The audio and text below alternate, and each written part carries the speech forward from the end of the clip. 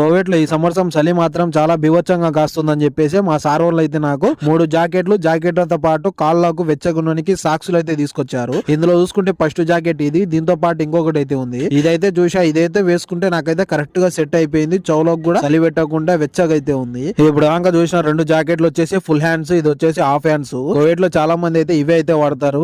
ఇందులో 3 ఎందుకు ఇచ్చాడంటే ఒకటి నాకు, 2 వచ్చేసి మా నాన్నకి అనమాట. నేను వచ్చేసి ఈ హాఫ్ జాకెట్ అయితే తీసుకున్నా. ఈ హాఫ్ జాకెట్ అయితే నాకు కరెక్ట్ గా అయితే సరిపోయింది, చాలా బాగుంది. ఈ జాకెట్ వచ్చేసి కోయిటి వాళ్ళు ఎక్కువగా అయితే లేడీస్ అండ్ బాయ్స్ అయితే వాడతారు.